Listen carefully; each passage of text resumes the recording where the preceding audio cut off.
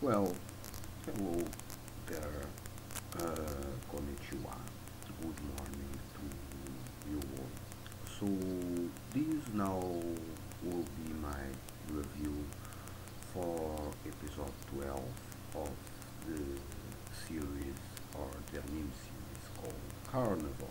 So, well, this episode was interesting and it's kinda the series kinda reach is climax. This series will only have 13 episodes. So this one is the people of Circus decided to go or to make the attack on the Smoky Mansion or one of the headquarters of Kaka, where Karoko is, and both ships, the first and the second ship, will be taking part on the attack. Also, we know and we again see or have that idea reinforced that Karoko is on that mansion and that mansion belongs to a guy called Palnad, the old man that appeared in the first episode, and we took our delicious yeah. And they are top members of Kafka. And then we have the setting up planification for the invasion, and we have Gareki still thinking that probably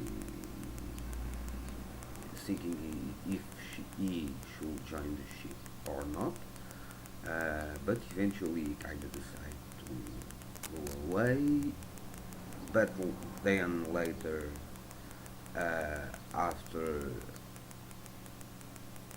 talking to Irato, he is allowed to take part on the operation, on the attack on the Smoky Mansion. And basically, this episode is the attack on the mansion. Uh, and with both sides, each one making his own qualifications, his own moods. Apparently, they entered the security perimeter by a kind of shieldish plan. I don't know if it was made by Yogi or if it was made by Gareki. But Gareki plays an important role because he is the one that asks the guards that he's going to see Karoko or he wants to see Karoko. Then he kind of runs in, but at the same time he kind of stalls GPS device in a way, and then Yogo kind of follows him, and then Gareki sees the locations and so on, and Gareki and Yogi were able to take control of the central of surveillance, and from there they established the connection with the circus ships, and all the information is being sent away. That is in the archives of the mansion. Then we see that Kafka tries to delete the files and send all the Barugas they have in store to fight against the invasion of Circus. Um,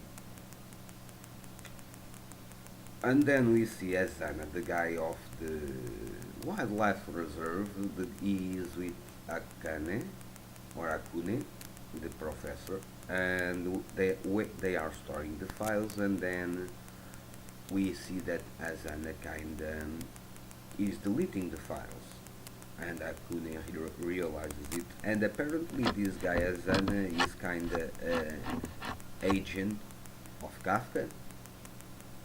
Apparently it is so because earlier they did say that they did capture the signal of someone transmitting information to Kafka from one of the chips.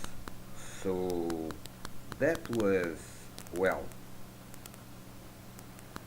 complicated because apparently Kafka, like they in the wildlife reserve, they apparently have agents planted inside the circus ships. So, and that's the reason why they knew their moves and they know where they are going and stuff like that. So, and then we see that Nei is with Jiki, the guy from the other ship that momentarily transferred to the ship where Nei and Gareki are. We see then Tsukumo and Eva, they end up fighting against Ugo, the butler of the little girl, and the guy that is also speaking with Karoko, and so on.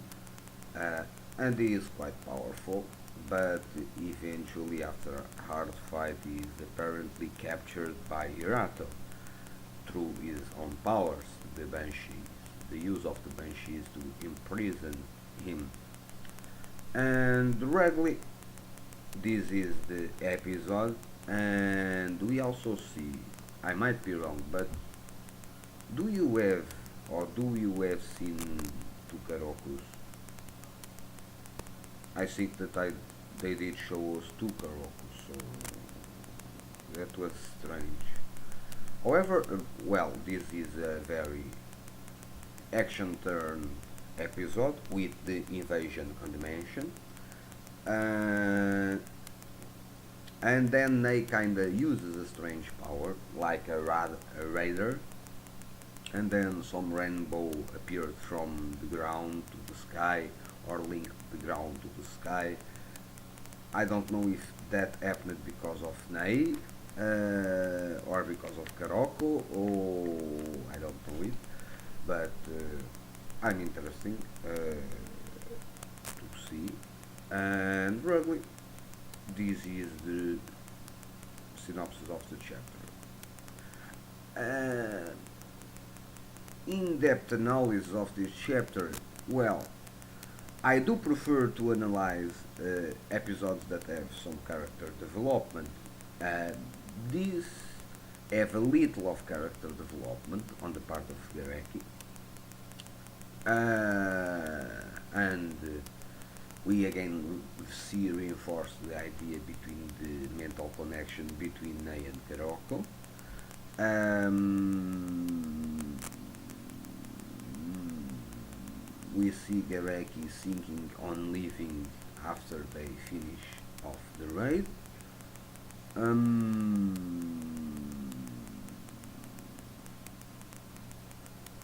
We learn that Azana could be an infiltrator and eventually the one that is sending info to Kafka from inside the ships.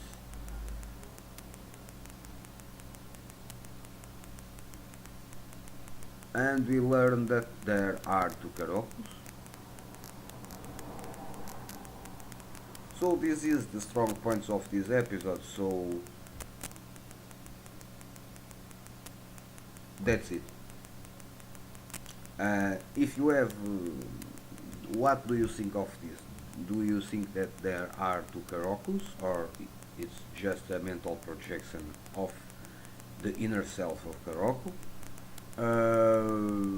Do you think that Hirato will be able to control Ugo or to imprison him, or he will free himself and will fight against Iva, Tsukumo and Hirato?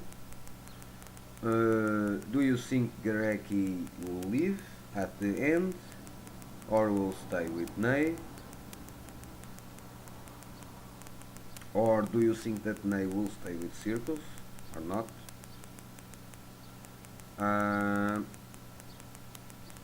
And probably these are the questions I want to left left.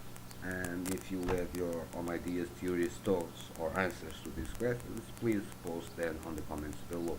So stay well, peace, see you soon.